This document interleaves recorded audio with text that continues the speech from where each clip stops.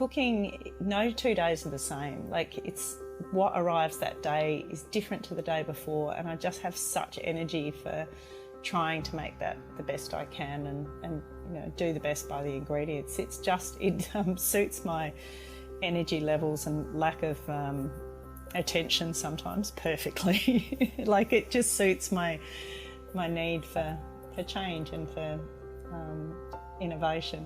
This is The Crackling. I'm Anthony Huckstep.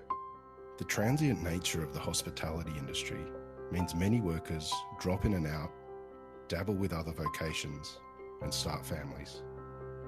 After years out of the hospitality game to raise a young family, Karena Armstrong found herself cooking more and more extravagant meals at home before she realised she missed the connection and joy of working in the hospitality sector. When an offer to run her own restaurant popped up, it was too good to refuse. Karena, you've had the restaurant for 8 years now, and it's known as one of South Australia's very best. And it's a place where guests feel relaxed and comfortable and kind of eat in their own way.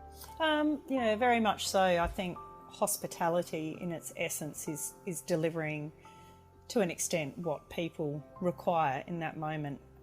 We still very much stick to our guns on a few things, but that idea of someone walking in the door and they might want a long lunch, they might just want a snack, they might want a business lunch, they might want a romantic lunch, or they might just want to eat by themselves. So Salopian's always been really geared towards working out what people want very quickly, and then making a really good attempt at delivering that. And to me, that's what hospitality is measuring up your guest and trying to deliver whilst sticking to your own ethics along the way. Regional dining has really come to the fore over the last decade in Australia. What's your sense about regional dining and what your obligation is to where you're situated in McLaren Vale? I think I have a huge obligation to community, to where I am positioned, like, physically. So McLaren Vale is absolutely a beautiful place to have a restaurant, and we're surrounded by great wineries, and relationships with wine producers, gin producers and brewers now as well is really important. But also for me, I'm a really producer-driven cook. I love knowing the farmers that produce my food. We have a go at producing some of our own. So in a regional sense, the connection to people and producers it's phenomenal, and it's so refreshing, and it's probably given me, I think, some longevity with the cooking game, because I love it. There's always something different. You're always meeting new people and looking at what they're doing creatively in a regional space. And I think I started my apprenticeship in regional Victoria, and regional at that stage was sort of as almost the ugly duckling, like you weren't as good as the city. And I think, obviously the Lake House and places like Bray have really just lifted the game. There's many around Australia, of course, that, people know. But that idea of going to the region to eat now is it's a whole experience you're getting, and I think that's what's making regional dining boom. Well, and there's also that wonderful connection with producers, as you alluded to, that you get in the country that you can't really get when you're in the city. And you just also said that you have a go at producing some things. Can you tell us a bit about that? So I have a garden. It's actually at my house. It's not at the restaurant. I wish it was at the restaurant. That is in the 10-year plan. But it's at my home. So my husband and I live with our 3 children on, it's about 2.5 acres. And 7 years ago, I just said, just that little bit of dirt, I'm just going to start growing a few things. So there were things I wanted that I couldn't get. So my mother is an amazing gardener, so I had a bit of an idea. And so we planted. We had a girl working for us, Maddie, who was doing horticulture at the time, and she was working on the floor as well. So it was a great connection through to the customers. So we just started with a little bit of land, which is now a very large piece of land. It's grown, it's taken over, and it's become a serious production working garden. And it's really, I always say it's the soul of Salopian, because it's what drives us. It's really what drives me, because I keep looking for ways to use everything and to learn about new varieties and sustainable growing. integration between a restaurant and a garden, which is a really interesting philosophy in itself, because you're looking at composting, you're looking at gluts of anything. Anyone who gardens knows, that you suddenly get too much of something and then you need to deal with it. So what it has done for me as a cook is amazing. I think what it's done for the restaurant has made us a very nimble restaurant. Our menu changes 2 to 3 times a week. And for the cooks that come to us and the apprentices that train with us, they also understand where food comes from and how to grow it. And I think that is something quite unique. And I find their palate changes over the time they come to us, and they have a new appreciation for something being really fresh, like out of the ground fresh. That real hands in the soil experience that you've had growing vegetables, has it given you a different connection and understanding of producers that you deal with? Oh, just, it's such hard work. Anyone that gardens or grows something understands how hard it is and how emotionally involved you can get. So I had the most perfect row of artichokes all lined up. I was watching them all come along. It's springtime, obviously. I had a dish in my mind, very simple, but it was going to be our artichokes. They were going to be on for 4 to 5 days. And springtime hailstorm came through and wiped them all out. And that's just artichokes. You're not talking about if something happens with your cattle or if something happens with your chickens.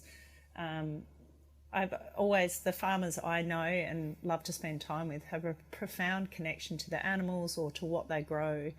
And, I think you can taste that sort of craftsmanship and workmanship and care in anything that I grow or I buy from a proper farmer, like a regenerative, really hands-on, caring farmer. The Salopian Inn is renowned right across Australia, and you alluded to starting your apprenticeship with Other Wolf Tasker at Dalesford. It's a lake house. Take us back to that time. What led you to a career in hospitality? I dropped out of uni. It's a fairly regular story. I was doing science at uni. I couldn't sit still. I didn't want to sit in lectures. I liked the tavern too much, and just knew that it wasn't for me. And I went travelling. I actually ended up in Hobart. I'm originally from the McLaren Vale region in South Australia, but I ended up in Hobart. Started working at the big hotel that at that time was the Sheraton. And it was really enjoying it. I loved being part of the village that is hospitality. I instantly found a real connection to the chaos of it all and the energy of it all. I've always had quite a bit of energy. And long story short, that hotel got sold. I got moved to Melbourne. I was working at the Sheraton in Melbourne. And I went to a special event and met this lady who had a restaurant in the country. And her name was Allah, and she said, you should come and work for me. And she was right. So I went as a just second year, I think, quite early in my apprenticeship, and stayed for quite a while. And really, with my experiences now of having my own restaurant, I realised how foundational that training was and how much I learnt, but I probably wasn't aware of at the time, just in being in that culture of regional food. And great produce, true seasonality, and just learned how to work very hard. Well, you are back in McLaren Vale now, but you did spend a lot of your career in some of Australia's best restaurants. What's some of the really important moments in your career in that time when you were in Melbourne and Sydney? Oh, wow. That's a great question. I worked for Karen Martini when she had the wine room, and that was a really good training in flavours, bold food, and moved into like a different style of food after Lake House, and it was great training to learn how to balance flavours. Karen's an amazing cook, super creative, and it was a good fun city restaurant after being in the country for a while. And then I helped open Icebergs as well. I came in late into the sort of the opening, but was there pre-opening, and that was an amazing experience because I had worked for Morris, was an owner in the wine room when I was there, but I'd never got to work with him. and working with him and watching an amazing big restaurant open that is, I think, still iconic in Australia today, very much so. It was a real eye-opener in, how grand and how amazing and how to think big. Morris has the most amazing ability to just think larger than life. And so for me, it really opened my mind to what perhaps was possible for me at some point. And I also got to work for Kylie Kwong when she was still on Crown Street in Surrey Hills at the original Billy Kwong. And that kitchen at that time it's one of those moments, again, you don't realise where you're there, but Otama Carey was there, Hamish Ingham was there, and we all just cooked together. And Kylie is an amazing employer and taught me a lot about, that hospitality doesn't have to be so hard on people, and that life balance and knowing your staff and talking to your staff and seeing them as humans was very important to her. And just an amazing employer. Yeah. Is there any dishes you remember from your time at those restaurants that were either challenged you or changed your views on cuisine? Yeah, that's a great question. I think the way we cooked at Billy Kwong was really transformational. So I learned a lot about red braising and, using a master stock. And we would often do things, secondary cuts there. So things like pork trotters, using jowl, and using the ribs. Before it was kind of barbecue cool, because this is the early 2000s as well. And then, cooking them through a really nice chili caramel. And it's still one of my favourite ways to treat pork, because you get that real salty, sweet flavours that I think pork can take, particularly if it's got a really good layer of fat still with it. And just that idea of creating balance through a dish. So the pork trotters we used to do, they were fantastic. And then, look, it's more of an eating culture as well in Sydney, that going out and eating the steamed buns and the steamed dumplings was where I actually got interested in that for my own cooking as well. So what was available to me whilst I was working at those places as well was pretty amazing. You mentioned the trotters dish and what you can actually do with those sort of secondary cuts. Can you take us through that dish from that period that you cooked in Billy Kwong? So we used to blanch them in boiling water, obviously to get rid of any impurities. But then it was a really long, the master stock was brought up, so I'm sure people know, but master stock is used over and over and over again. And you always, every time you boil it, the idea is you breathe new life into it. So you re-season it with soys and vinegars and ginger, garlic, candied rock sugar, licorice, all those sort of great robust flavours. And then the blanched pig's trotters, or it could be belly, or it could be anything, go in, and they're really, really slowly simmered. And that can be sort of 4 to 6 hours. And you can take out, I have now since then taken out all those bones, which is such an easy process, and then flash fried them in hot oil, and then made like a chili caramel, almost like a French gastrique, but if you think that along the terms of Asian flavours, so black vinegar, chili, sugar, and a bit of Chinese wine, just to give it a bit of viscosity through it as well, and then put the pork through that afterwards and carve it up. And it's amazing because you get the softness of the meat, but it's, it's all crispy on the outside, so it's that full experience. For many chefs, there comes a time when the collaboration of their experiences results in them becoming a head chef and creating their own cuisine. Tell us about that period of time for you when you found yourself as a cook. I think mine was probably a little bit different to most people because I had been, I'd been a sous chef for a really, really long time and always really enjoyed it. I like being organised and supporting people. And I moved back to Adelaide and I actually had 7 years out of cooking. I've got 3 children.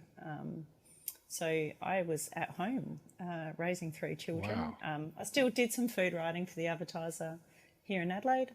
And, I did a little bit of cooking here or there, but certainly nowhere near full-time or consistent. So I was out of the industry and kept seeing things open. I still just, I think anyone who's obsessed with food knows it never goes away. And the dinners at home were starting to get a bit ridiculous. So this opportunity came up to take over Salopian. And so I went from stay-at-home full-time mum to running my own restaurant. Wow. Which there's no book written on it. Trust me, I've tried to find it. I did at the time. So mine was that transition to being a head chef. It wasn't smooth.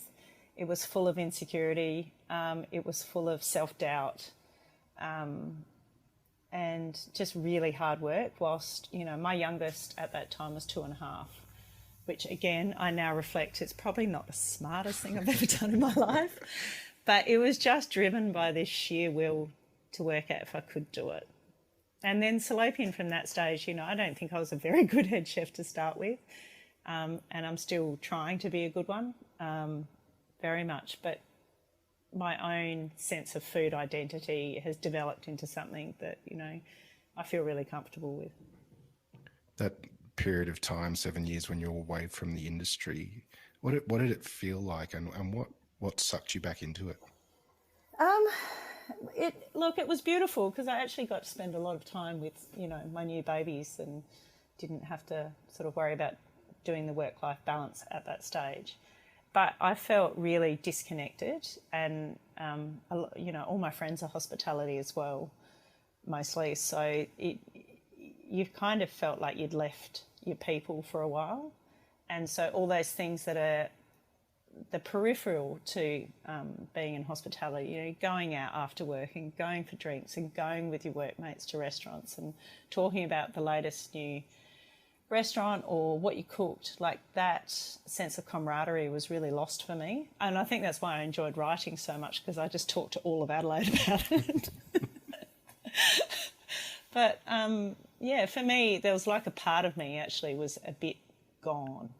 Can you take us to that stage where you made that decision to come back into the industry and what it was like trying to bring together your food and what you wanted to put on the plate? So coming back, it was, my husband actually, he's like, we can do this. He was so 150% behind me. It was incredible. So I had moments of just such self-doubt that I couldn't do it anymore because it had been a while and that I couldn't do it. And I was working part-time helping out another chef, and that was starting to, I was starting to feel a little bit sort of more comfortable with the idea. But when it came to writing a menu, like I was talking to Michael about it, my husband, and he just said, just what you're cooking at home is crazy good. Just do it. And I was always really unsure because I have such an eclectic cooking interest. Like it's like you can almost see where I've travelled around the world and what I've loved. And it's all there. And I decided just to own it and call it eclectic food and not pretend to be anything other than who I am and how I like to cook and not try and fit in.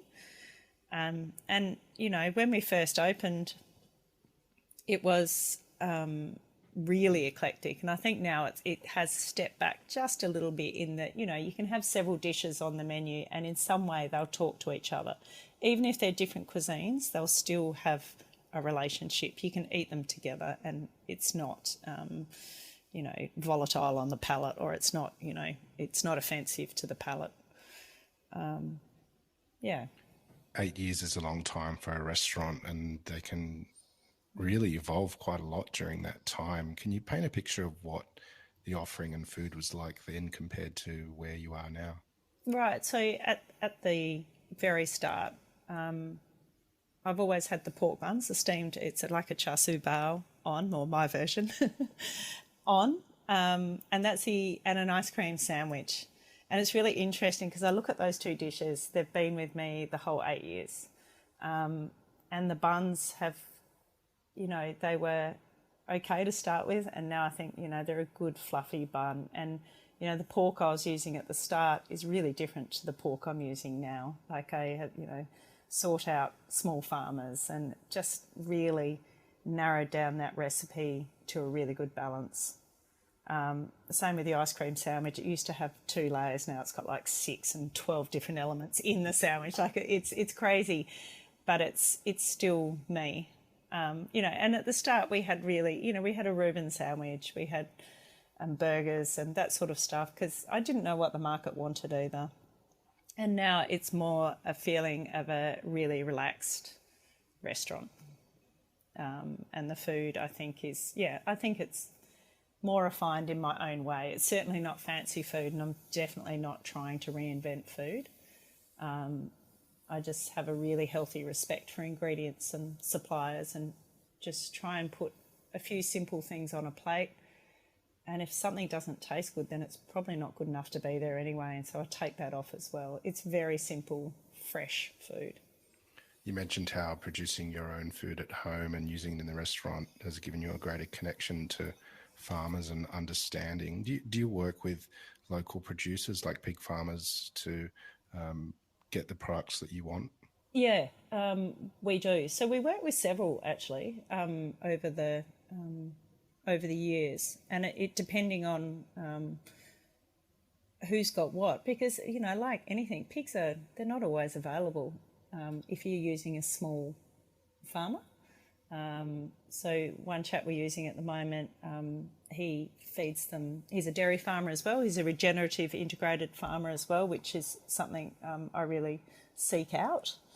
That any farm that produces multiple proteins or multiple products off one piece of land, I think is really interesting. So this gentleman in the Barossa is feeding the pigs the milk from his cows.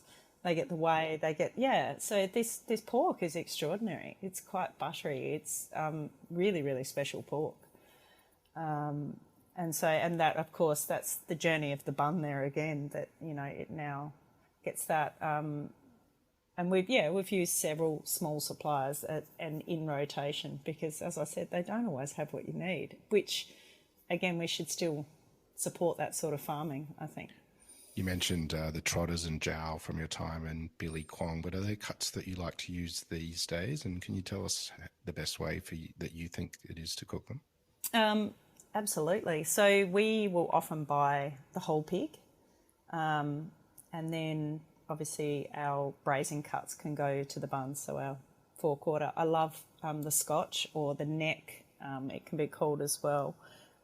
So over this summer just gone, we did our own version of a char siu pork, marinating it, slow roasting it, drowning it in sugar syrup, which I think is the best idea to ever do with pork. I'm sure someone just dropped it in there one day and then worked out it was really good, but it's fantastic. And then, reheating it over our wood-fired grill and serving it with really fresh, crispy things from the garden. So the salad that went with it wasn't the same every day, but it was always something crunchy, pickled, raw, that you could wrap this char siu up with, great chili sauce and ferments and fermented pickles there as well. So I love the neck. I think it's actually a really special, underrated cut of pork. Of course, I love porchetta and the whole, the midloin. It is fantastic. But to me, the outer cuts and the cuts with the marbling through it, pork is about fat for me. And I just think the fat is just gorgeous. We make shallot pancakes with the fat. We'll often render it off and put it through the shallot pancake dough, and that's pretty extraordinary. Very hard to explain to a vegetarian it is actually made with pork fat, but they're just one of, life's, they're very good. You mentioned that you like to get whole pigs in. What's the challenges with using a whole pig and making sure you use the entire beast? Look, because we have such a flexible menu, we actually don't have too much of a challenge. So what I enjoy about it is the creativity that comes with it. So we'll often smoke bones. We have a great local butcher who will do the sawing up for me, basically, which, makes life a lot easier. I take my hat off to people that do that all by themselves. But then we'll bone out anything that needs to. And we will always make beautiful broths with the smoked bones. We can use the skin to make, crispy pork skin snacks.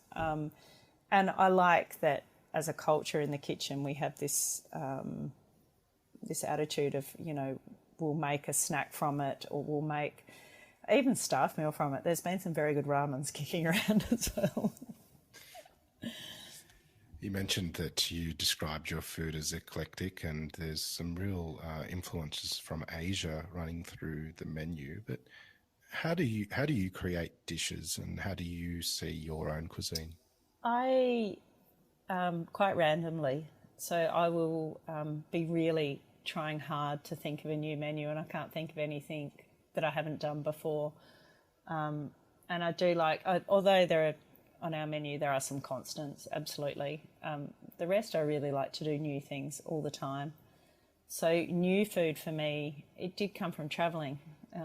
Every year I would get to go overseas or interstate, and you just eat different food. And I often find I'll end up not so much at high-end restaurants, but at you know, street level or in people's homes. And to me, like, to eat the food is when I get a better understanding of reading a book.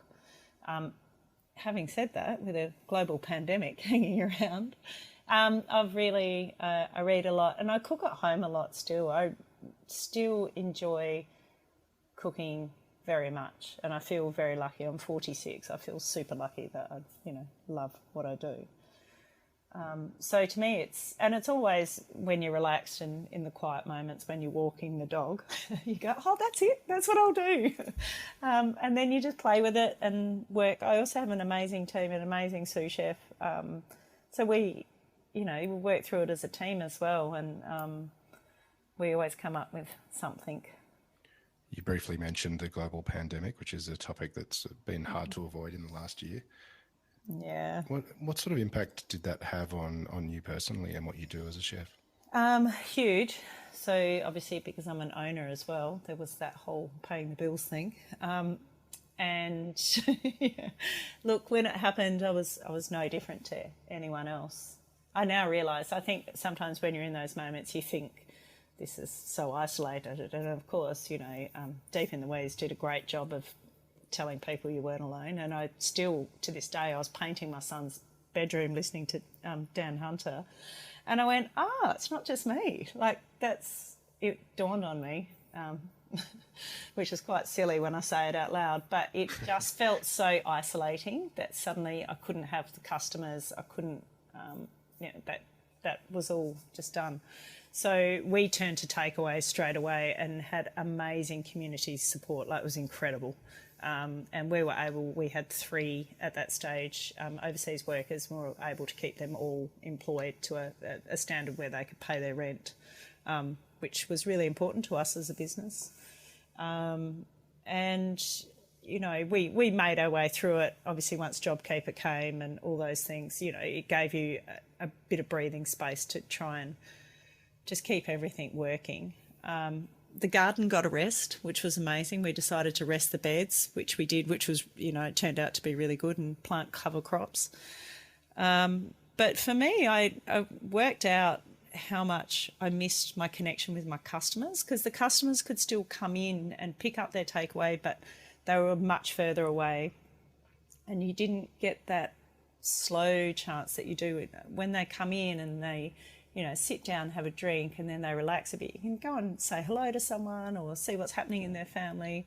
And all of that connection went. And we realised how much we missed it, and how much, although we cook food, we actually create experiences in restaurants, and how integral it is to a community to, you know, have somewhere that they come and they eat and celebrate and commiserate, whatever it is. But that's what restaurants do. We do a lot more than serve food. And it was, you know, as sad as it was and hard for so many people, it was a good realisation from that point of view. You mentioned how your food is a real representation of you and how you're feeling at that time. But give us an experience of what it's like to eat at the Salopian Inn as a diner.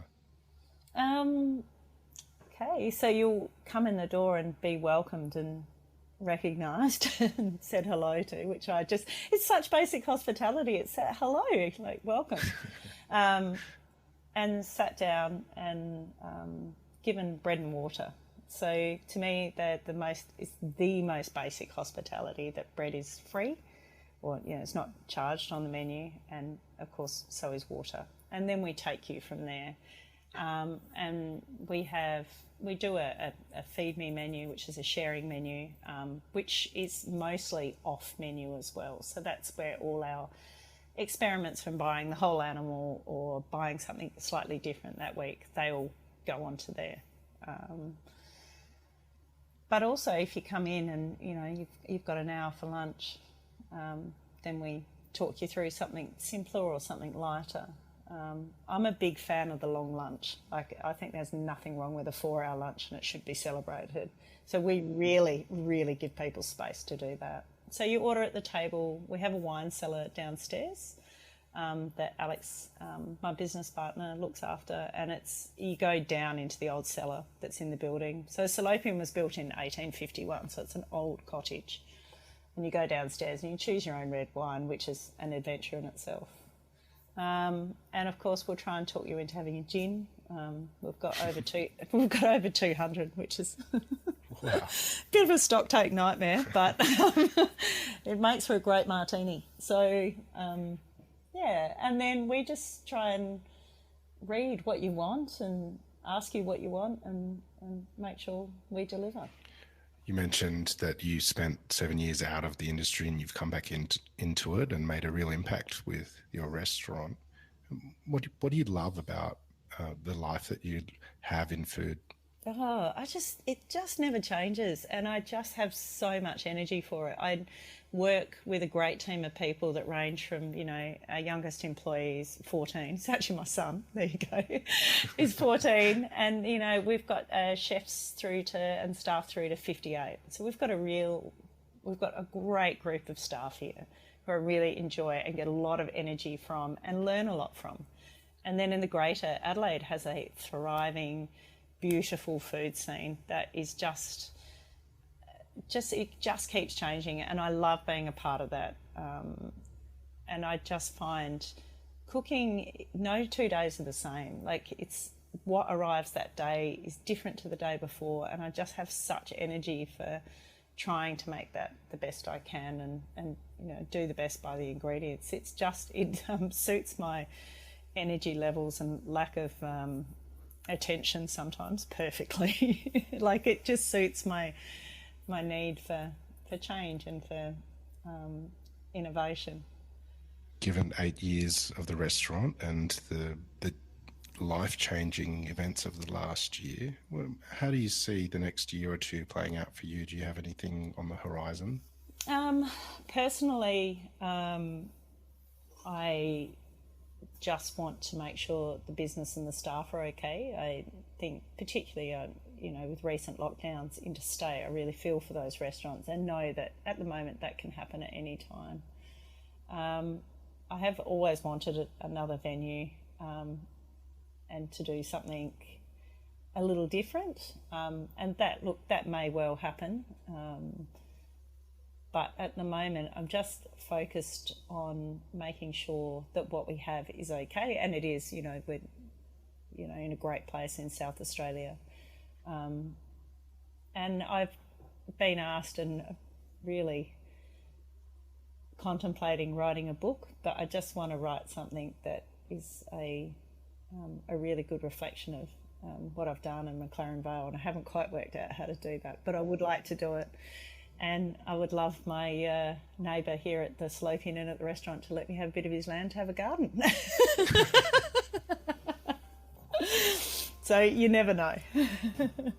Well, I'm sure there's lots of avid readers of your columns over the years that would be very keen to see a book published soon. So we look forward to seeing that. Karena, we've absolutely loved having you on the Crackling. And please keep in touch, and we'll catch up again soon. Okay, thanks. This is The Crackling, a Deep in the Weeds production in partnership with PorkStar. I'm Anthony Huckstep. Stay tuned as we catch up with some of Australia's best chefs and pork producers to discover what makes Australian pork so special.